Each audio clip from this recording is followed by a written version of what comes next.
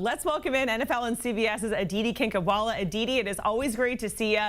And we have a lot of storylines to look forward to in this AFC wildcard matchup on CBS with the Broncos and the Bills. A lot of questions for this Bills offense once Stephon Diggs left. They're saying, hey, who's Josh Allen going to throw the ball to? There's not a lot of experience with these receivings in this receiving room. But what can you say about what the supporting cast around Josh Allen has been able to do? Jacqueline, this has been a situation of addition by subtraction. And in fact, I wrote about this because I was so inspired by what Joe Brady and Josh Allen and Sean McDermott told us last week when we had their game. So make sure to go to CBSSports.com and check out this article because there's a lot more on it. But basically, Brandon Beane and offensive coordinator Joe Brady and head coach Sean McDermott decided in the offseason that the best way to help Josh Allen would be to not give him a diva wide receiver number one, not give him someone that already has all these gaudy stats, but actually create a room of incredibly versatile wide receivers, all of whom have different skill sets, all of whom could individually in different ways address all the different defenses that Josh Allen is seeing, and all of whom, and this is the key here, are selfless. That's what Joe Brady said. We needed a wide receiver room full of unselfish guys. And that's what the Bills have. Jacqueline, they've thrown a touchdown pass to 13 different players on this team. Last week, they were trying to break the NFL record and get the 14th. It didn't work out. But this is a group that takes so much pride in the fact that Josh Allen can indeed truly pass the ball around, that it's always somebody else's turn to have their number called. And this has been the key piece in why Josh Allen is playing better than he ever has. If you talk to anyone who's around him, he's making faster decisions.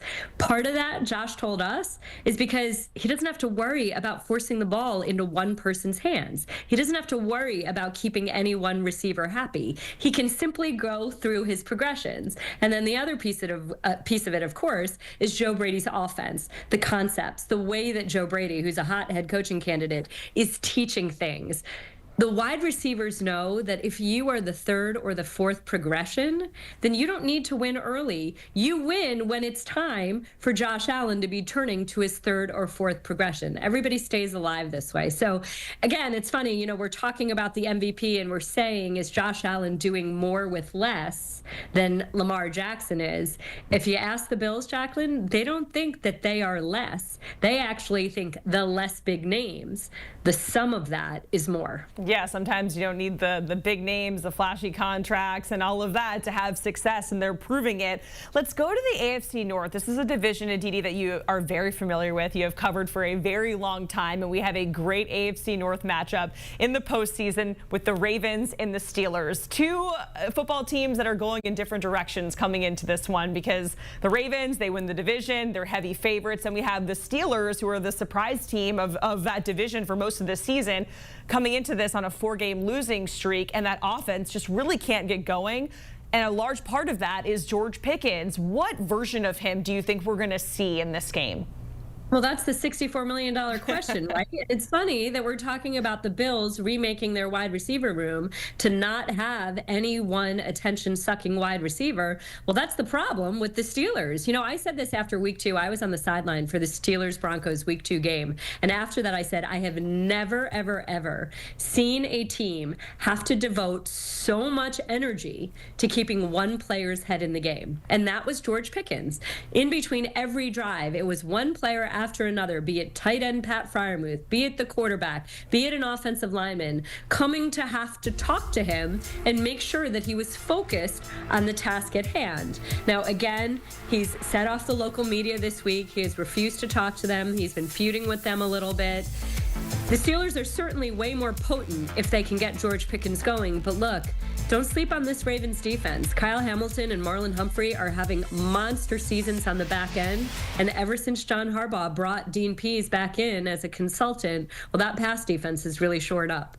I was going to say this Ravens defense, it's surging at the right time. And again, let's go to the NFC wildcard game between the Commanders and the Bucks. And Aditi, when we had this video, you're just loving wide receiver talk, aren't you? We really I see where you're going here, Jacqueline. And not just wide receiver talk, but the wide receiver corner rivalry. This is the video I was talking about, Aditi, because it's hard not to kind of like cringe a little bit when you remember all the spiciness, this like 8 season, oh my gosh, 8 season in the making. There was ejections, suspensions for things like this because of Marshawn Lattimore and Mike Evans. Now, when Marshawn Lattimore goes over to the Commanders, we're thinking, all right, we're not going to see this, but you know, the football gods, maybe they want to see a little drama and spiciness once again, but what are you expecting from these two in this game? You know what's so funny about this is that Mike Evans is one of the true gentlemen in our league. In fact, the last time that I was in Tampa Bay a few weeks ago, he was hosting about 50 kids for a special Christmas celebration. Mike Evans is a superstar. Let's just acknowledge and recognize that. This year, he approached Jerry Rice with the 11th straight season of 1,000 yards. Jerry Rice gave him all those kudos. And here's the thing. There's now officially a Mike Evans Day, the state of Florida has said. We don't know how much longer Mike Evans will be playing. When we were there, he admitted that he's maybe got 1 year left, maybe 2 at tops, that this isn't what he wants to do with the rest of his life. This is greatness. And Mike Evans has maybe flown a little bit under the radar. Pay attention this weekend to him, watch him, revel in watching him, because who knows how much longer we'll get to watch him. And hopefully no ejections or suspensions.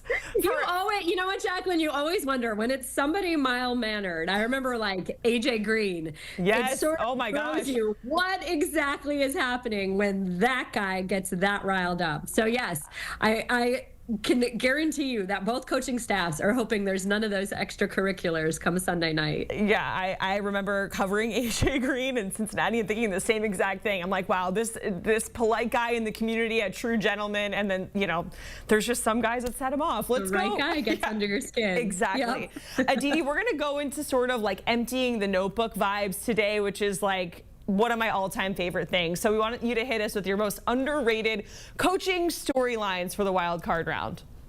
Okay. Well, you know, you showed us all that footage of Bo Nix. So when I see Bo Nix, I have to think of Sean Payton. And obviously, the job that Sean Payton has done with the rookie Bo Nix gets all the headlines, deservedly so. But you know what? Sean Payton came in and completely remade this Broncos roster. He got rid of some guys that had been there for a very long time, guys like Justin Simmons, like Kareem Jackson, guys like Russell Wilson, who hadn't been there a long time, but were, of course, faces of this organization. And Sean Payton didn't care about the heat that he would take. He didn't care about the questions he would take. He just wanted guys who were willing to buy into the way that he wants to do things. And the way that he wants to do things is quite old school. He practices his players hard. He demands a lot of them.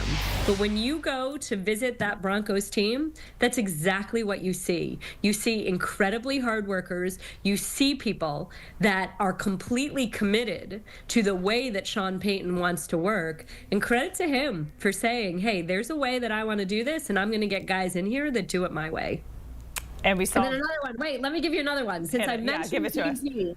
Sorry. Well, since I mentioned Dean Pease, I think that's a really big one. You know, Dean Pease was with the Ravens for almost a decade, and then he retired. Mike Vrabel convinced him to come out of retirement to go work in Tennessee. Then he retired again. Arthur Smith convinced him to come out of retirement to work in Atlanta. Then he really retired. But then one of his former linebackers, the 32-year-old Zach Orr, who this year became the Ravens' first-year defensive coordinator, was really struggling. And John Harbaugh, instead of, I'm going to use a terrible cliche, instead of throwing the baby out with the bathwater, instead of giving up on Zach Orr, he says, you know what? Let's bring Dean Pease back in here as a consultant. Let's bring him in here as somebody who can help you. And Zach Orr, of course, loved this idea. Dean Pease had been a mentor for him. He had played for him for 3 years.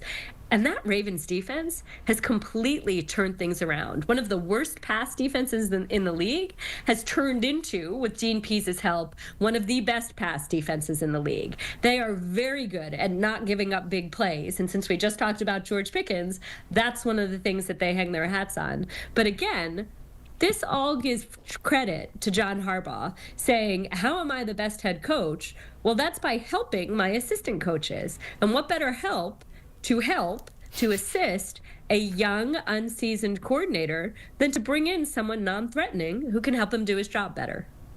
Who would have thought that when these two teams met up in the playoffs that we're going to be talking about the Ravens defense, probably more so than the Steelers defense, which was shining really all regular season long. Aditi, it is always great to chat with you, getting us ready for the NFL playoffs.